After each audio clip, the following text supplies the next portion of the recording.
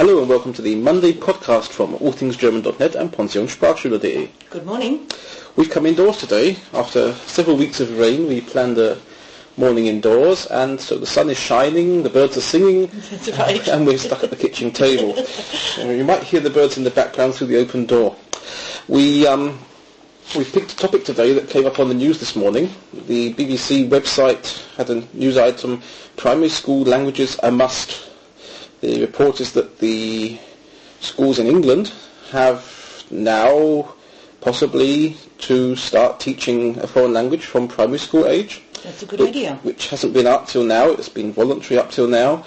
And what came in a few years ago, 2004, is that learning languages at secondary school age, which used to be up till 16 to GCSEs, has now been made optional after 14, and there's been a sharp fall in pupils studying languages then for GCSE, and this has been looked into, and the result was, well, we should start teaching it at primary school so that the children want to carry on of their own free will to GCSE stage. And we thought we'd talk about the differences between English and German language learning. And the first question is, what's it like in Germany? What sort of age do they start learning foreign languages here? Well, the age where they start learning a foreign language is as of the third grade. That's in the state of Hesse. And but they do have a different program for the first grade where the kids just come in touch with a foreign language. So they're maybe hearing a foreign language without actually going into it. Maybe by listening to songs or just talking about different cultures and languages.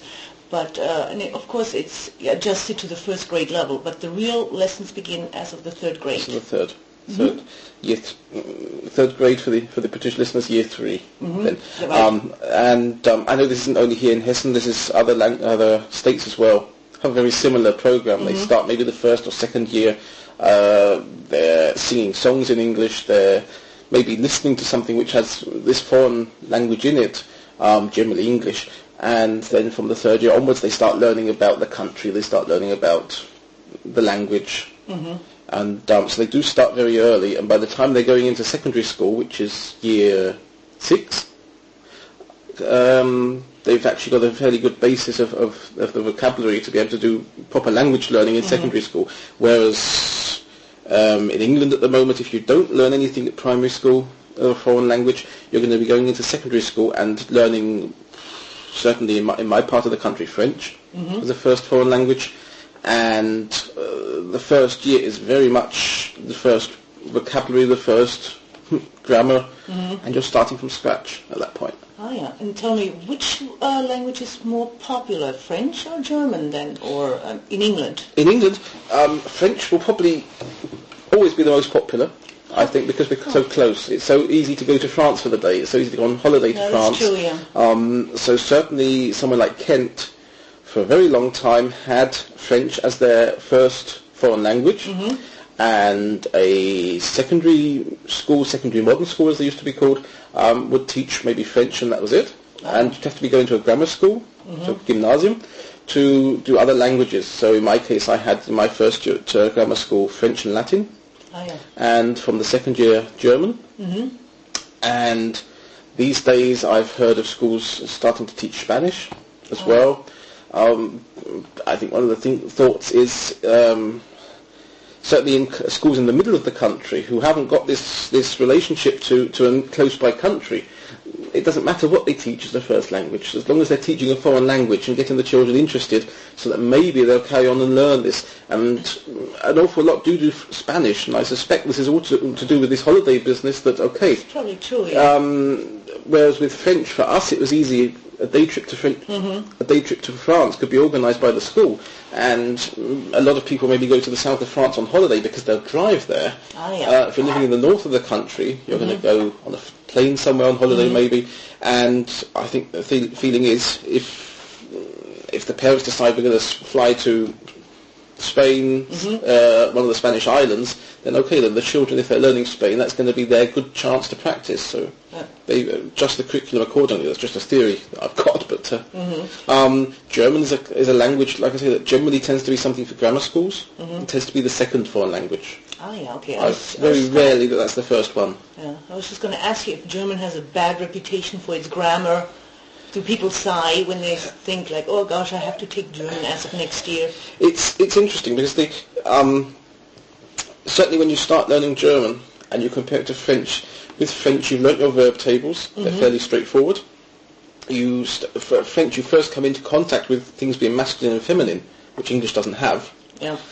So you've got just getting used to this, and then German comes along. Yeah, der, die, das. Der, die, das, and of course plurals on top of that, but not just der, die, das, you've also then got the accusative, dative, genitive. Right. So for every step of the way in German in your first couple of years, you're learning tables of 4x4 of der, die, das, die, dem, die, das, die, dem, der, dem, den, and des, der. Very good. Okay. Oh, you got to memorize. So you're learning this, so you got that, and you get to the next stage. Okay, and you go into the next one. Eine. Yeah, and then the pronouns. Okay, for that, and you're learning this. Each time you have to learn this 4x4 table. You have the verbs. Learning the verbs is very similar to French. The conjugations of the similar base. Right. But yes, it's this der, die, das which really upsets a lot, because there's so many different endings. There's so many ways that of finishing a word, a noun in German compared to French. So in French you tend to basically just learn off by heart. If it's got this letter at the end, it's feminine. If it's got this letter at the end, it's masculine. And that's not the same in German. You've got some rules like the UNG on the end makes it feminine. That's right. But then you have a lot of words, there's no way of seeing it. There's a lot of exceptions, which I then started learning at university even, was you started learning rivers are... Oh yeah, that's right. Rivers are one.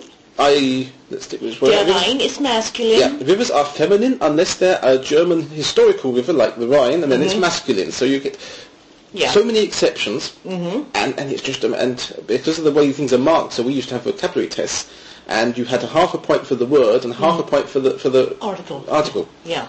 So it was very easy to get the articles wrong and lose almost half your points in the vocab test. And certainly when I got to university, they were saying that the change between O-level and GCSE, which was a change in what was Germany called Mittlere Reife, they changed the testing method. And this pushed through to A-level, so that when I went to university, they were saying that the level of grammar coming out of the schools was worse with the new teaching methods than it was before, because so much weight was now being put on speaking and being able to speak fluently and write fluently and making yourself understood, and less was put on actually getting this grammar right, that they actually started doing grammar courses when I was at university. So I had a year of that, and I know the year after me they doubled the hours and things to catch up, and this is when I started learning things like the rivers and my favourite word, yogurt, which is der, die, or das. For yogurt? Yogurt. I did not realize. Yogurt can take all three. Yogurt is masculine in Germany. It's feminine in Switzerland. Okay. And it's neither nor in Austria. Yogurt is Austrian. Okay. Die yogurt is Swiss. And der yogurt is German. Yeah. Okay. And so a lot of the time, so yes, German was like, this is more difficult. I know when I got to A11 I had to select. I couldn't do French and German with my combination. And French was a case of, okay, we're now going to go into literature, we're going to go and do lots of vocabulary, build up the vocabulary, but actually the grammar's finished. And German was a case of, well, we're going to do literature as well. But we haven't finished the grammar yet, so we haven't got into passive tense and stuff like this. So I took German because I was able to continue learning something, not just vocab. I thought, okay, vocab I can learn off by myself, which at the end of the day I probably didn't, but I didn't have time, and that's why I ended up doing German. What then comes up is Spanish, which I find vocabulary-wise is probably quite easy, because it's very easy a lot of things are similar to English. A lot of the vocabulary in Spanish is similar to English, but the grammar is worse than German. That surprises me. The grammar is worse than German. They have a thing called Indikativ and Substantiv, which basically means the sentence changes its... if you imagine all your verb tables, where you've got two sets of verb tables, and the one is for a normal sentence, and the other one is for special cases. And it's like, for example, when the sentence is suggesting a question at the end of things, sort of rhetorical question type stuff, or expressing an opinion, and all these sort of things. I mean, I haven't got the complete list in my head. You learn these tables, and when you've been doing Spanish for about 3 or 4 years, you suddenly get confronted with this in the books, and you suddenly realise that everything you've learned, you've now got to learn again from scratch. So I was doing quite well with Spanish. I did my the first couple of years very intensive Spanish course to go to South America. I was quite happy that I was able to talk to people there, and got to this stage when all of a sudden it's like, you've got to learn it all again. You've got to learn all these verbs. They've all got a complete new set of endings for all the different tenses. Have you ever considered taking a proficiency test? In Spanish? No, I'm happy with my Spanish. I don't need it. Okay, you don't for need anything. that paper. I don't need it to do anything. I don't need it to work. So I'm happy with what I've got. Oh, okay. So returning to this original idea of primary schools, you think it's a good thing that they do this in England, much like they do in Germany? Of course. I mean, they should do that in every country of the world. There are some countries which really do. They start so early with modern languages, foreign languages, by way of necessity. I think the Netherlands, because nobody else speaks Dutch apart from maybe the South Africans who come very close with Afrikaans. So they sort of need a foreign language, being such a small country, such a small language, and bordering so many other foreign countries. The Dutch, they border onto Germany and they border onto Belgium. On Belgium, and then England across, Great Britain across the Channel. They're all in proximity. Like a day's drive. Northern Belgium speaks Flanders, which is effectively Flemish, Dutch. Yeah. Well, we call it Flemish. Yeah. Which effectively is like Dutch. So not so much of a case there. Well, of course, there's a special case in Switzerland with 4 languages. That's right. So they're learning very early. And England has been, for a long time, England as an island, and said we don't need it. So they go abroad, the British go abroad, and they'll speak loud and slowly. It's not quite as bad as the American attitude, because I think the British are at least aware that there are these foreign languages. And you are aware of us. And so they maybe know a few words from school or something, and we'll try that, or like I say, it's just we'll talk louder and slower, and hope that we'll make ourselves understood. I'm not sure. I have the feeling that the British are at least more patient in this respect than the Americans when they come over. That's probably true, yeah. But yes, so this in England is certainly a good step forward to say, let's introduce this into primary schools. There's all sorts of worries now about how they're going to fund this, and of course, have you got the teachers that can do this? You need that's true too, a primary school teacher that can do foreign languages is not something every school has. So they've got to work on that. They've got to fund it. They're talking about an extra £50 million here. Wow. But the other side, I'm wondering why not re-increase the age back up to 16 to say, okay, if everybody's got to be in school till 16, why haven't we left the languages compulsory up to this stage and have it at both ends? So effectively you're learning, if you start French in year 3, you're learning about 8 years worth of foreign languages. However much of that sticks, however much interest you've really got, you've at least got this basis for future life of this, what there is in the language. Right. At least the kids get the opportunity, because I find nowadays, in the old days, let's say when I grew up, it was enough just to get a vocational training or study whatever, chemistry at the university. But nowadays you need to back it up with a foreign language if you want to be competitive in the job market. You can't just have one job anymore. You need languages, yeah. Definitely. Certainly here, I think it depends where you are. There are areas of Germany where you can get away with not speaking a foreign language ever. Yeah, I guess that would be in the boonies. In the where? In the boonies. That means like in the very countryside. In the very countryside. I can think of some nice areas of the very countryside. If you travel out... you only need to speak the dialect. If you travel out westwards behind Mainz into Hunsrück, Mosel and stuff, you can work there in a main wine producer for years, and you would never need a foreign language. Wow, in fact, the closest place you're going to go to is Luxembourg, and again, Luxembourg is sort of a mixture of French-German, so you get away with it. Likewise, south of Germany, Bavaria. you would never need any other language if you're not into international companies, or into tourists.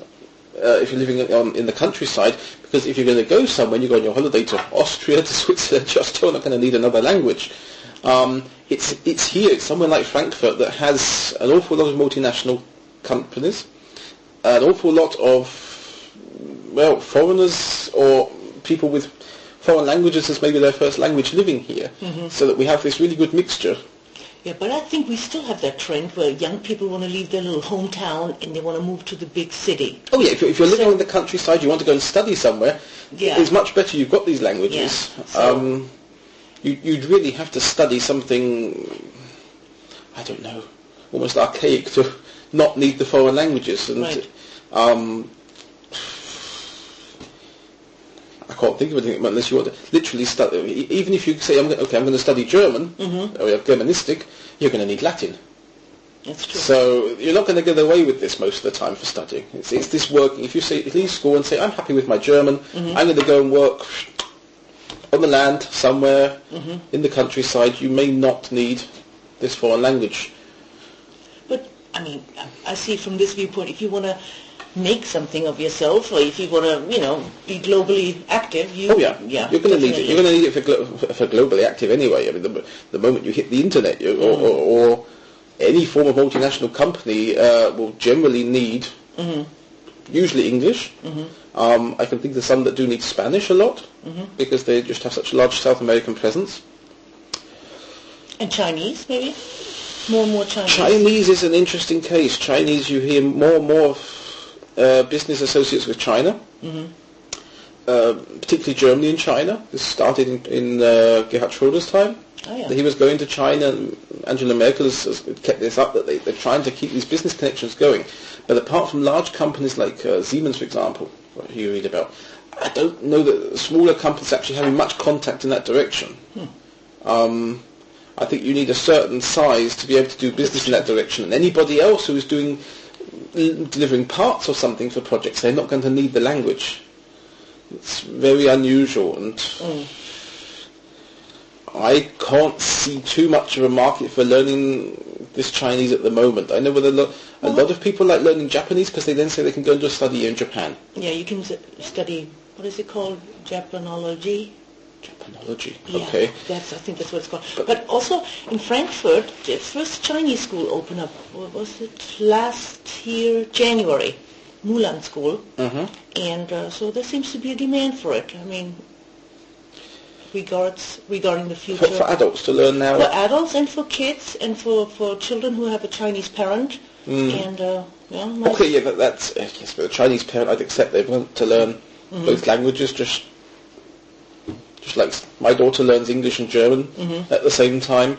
But I don't know if, as a business person, I'd need a reason to learn Chinese for a project, and I wouldn't learn it yet now just on the off chance that I'm going to try and do business in that direction. I might learn it to do a podcast in Chinese. That's interesting thought, but I've got enough other languages first.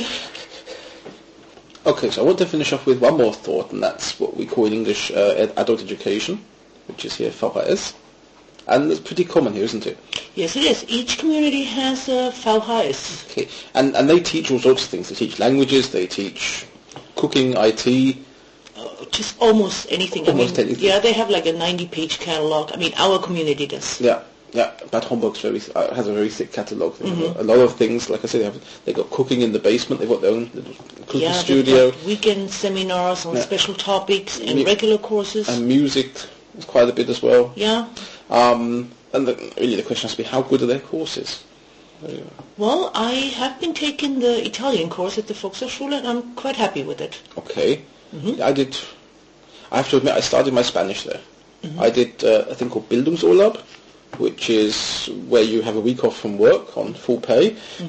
Oh, that's nice. Go and learn a foreign language. Well, you can't just learn the language, you have to learn the language and the culture. Okay. Bildungsurlaub says, I want to go and learn something for a week. And you have an entitlement here, depending on where you work and how long you've been there, for 5 days a year. So I did this. I went and learned Spanish for a week as an intensive course. You have 40 hours of Spanish in this week. And that was how I started because I needed the Spanish, and that was the point that gave me the chance to jump into VHS at course number 2 and not number 1. Oh, yeah. Because I'd already done number 1 in a week. And I did it for Italian as well. I did Bildungsurlaub Italian 1 and later in the year 2, which was basically more for fun, so I haven't used it since. I haven't needed Italian, whereas I need my Spanish, and so it sort of got very rusty, and probably I don't remember much about it. I remember individual words, I remember individual phrases, and I find that the evening courses, when I was doing my Spanish, which at the beginning was a proper VHS situation, which sort of graduated over to private tuition, I think one of the dangers of VHS is the number in the courses. They need a certain amount to make the courses feasible. Minimum is 5 people, yeah. Yeah, so they need this minimum, but they're going to try and get more in. And obviously they can't, they're trying to get everybody in on this level that you belong to, but that's not always possible, and I think sometimes that the courses can be too big. And I've been lucky. I know my Spanish course, we were 5 or 6 people, and so it was a nice little group. Italian 2 was certainly that size. I think Italian 1 was a bit bigger. So there's the chance that you're going to get a good course. There's also the chance you're going to get, particularly with English or something, you're going to get a massive course, and not everybody's going to be able to move at the same speed. And I think VHS is good to start off. I'm not quite sure that VHS is going to be so good for advanced stages.